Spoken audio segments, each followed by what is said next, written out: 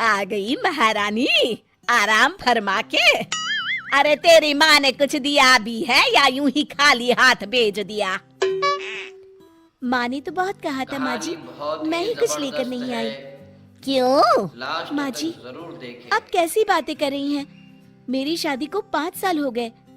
आखिर मेरे माँ बाप कब तक यूं ही देते रहेंगे? हमारे यहाँ लड़की का खाली हाथ आना अपशगुन होता है। कहते हैं लड़की की माँ बीमार हो जाती है।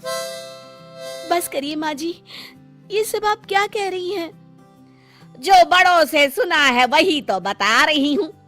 चुपचाप अपनी माँ से 5,000 रुपए मंगवा ले, वरना ऐसे अपशगुन का बुरा परिणाम भुगतना पड़ेगा। नेहा अपनी माँ से अपनी सास के बैंक अकाउंट में 5,000 डलवा देती है। अरे सुन, कल दिवाली है, अपनी माँ से मिठाई के लिए 1,000 रुपया मंगवा ले। अब क्या त्योहार पर तेरे घर से मिठाई भी नहीं आएगी?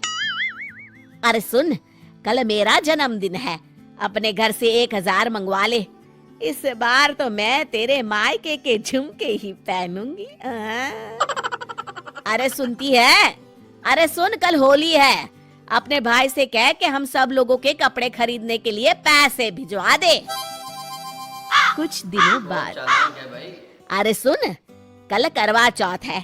करवा चौथ पर तो सास बहू दोनों की साड़ी बहू के मायके से ही आती है, ध्यान है ना? अपनी माँ से कह दे के 2,000 रुपए भिजवा दे। माँ जी, ऐसे रोज रोज? अरे हाँ भाई, अब रीति रिवाज है तो मैं क्या करूं, तभी तो 2,000 ही मांग रही हूँ। कोई सस्ती सी साड़ी ले आऊंगी। भाई तेरा करवा चौथ तभी सफल होगा जब तेरे मायके से पैसे आएंगे। नेहा रोती हुई वहाँ से चली जाती है। रमा आए दिन ऐसे कोई ना कोई बहाना बनाकर नेहा के माँ बाप से पैसे मंगवाती रहती है। देखो राहुल, आज फिर माँ जी ने मेरे घर से पैसे मंगवाए। कुछ जरूरी रिवाज होगा तभी माँ ने मंगवाए होंगे। राहुल, आप भी? अरे ऐसे रीति रिवाज किस काम के कि लड़की के माँ बाप अपनी बेटी भी दे और जिंदगी भर कोई कर्जा भी चुकाते रहे। देखो नेहा, तुम जानो और माँ जाने, मुझे बीच में मत लाओ। मुझे ही कुछ करना पड़ेगा। आखिर मैं अपने घर वालों पर कब तक इन लोगों की मांगों का बोझ डालती रहूंगी। अगली सुबह, माँ जी, मेरे भैया को बेटा हुआ था ना, जय? हाँ हाँ, तब से ही देख रही हूँ। तेरी माँ को बड़ा घमंड आ गया है। उफ़ो, वो सब छोड़िए माँ जी, 2 दिन बाद जय का पहला जन्मदिन है। अच्छा, तो हमारे लिए क्या क्या तोहफे आएंगे? हे भगवान, नहीं माँ जी, मेरे मायके में प्रथा है, बच्चे के पहले जन्मदिन पर बुआ सोने का झूला लाती है। सोने का झूला? अरे तेरा दिमाग तो ठीक है? अरे एक सोने का झूला खरीदने में तेरे सारे गहने बिक जाएंगे। वो तो है माँ जी, पर वो झूला बुआ की सास की तरफ से होता है। लेने पे देने। भाई तेरा, भतीजा तेरा, झूला मैं क्यों दूं? रिवाज माँ जी, रिवाज। अगर आपने झूला नहीं दिलवाया तो कुछ ही दिनों में आप भगवान को प्यारी हो जाएंगी। ये कहकर नेहा जोर जोर से रोने का नाटक करती है। माँ जी, मेरी प्यारी माँ जी।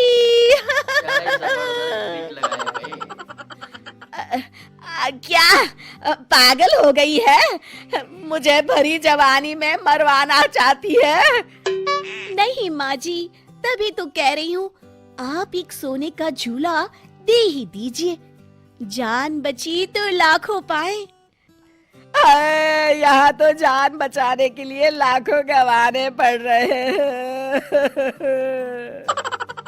सोच लीजिए माँ जी, आपका मन न हो तो रहने दीजिए। मैं दिल पर पत्थर रख के सोच लूंगी, मेरी कोई सास थी ही नहीं। रमा देवी तुरंत बैंक से पैसे निकालकर नेहा को दे देती हैं।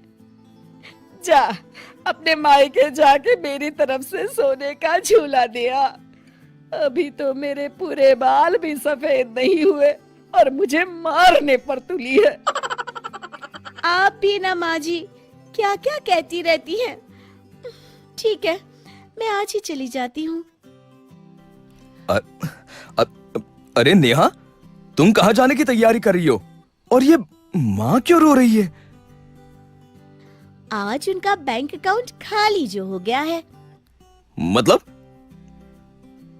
तेरे की, जाने दो भाई, तुम जानो, तुम्हारी सास जाने। सब रीति रिवाजों का चक्कर है। अरे छोड़िए जी, ये तो मेरे और माँ जी के बीच की बात है। आइडिया लगाए तो भाई। ये लो माँ, मेरी तरफ से जय के लिए कुछ पैसे। आप जो ठीक समझे ले लीजिएगा। अच्छा लगा हो। अरे नहीं नहीं बेटा, इतने सारे पैसे हम तुझसे नहीं ले सकते। जरूर करना। क्यों माँ, आप तो हमेशा ही देती हैं। मुझे तो पहली बार मौका मिला है। नहीं नहीं बेटा, लड़कियों से।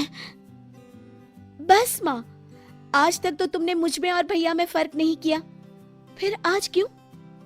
रख लो माँ, ये तुम्हारे ही दिए हुए पैसे हैं।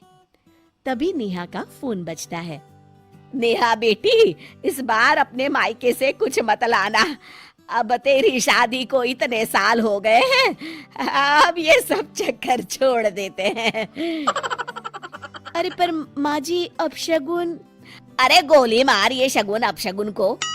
इनके चक्कर में यहाँ दीवाला निकला जा रहा है। ठीक है माँ जी। शिक्षा, हमें दूसरों से उतनी ही उम्मीद करनी चाहिए जितना हम खुद दूसरों के लिए कर सकते हैं।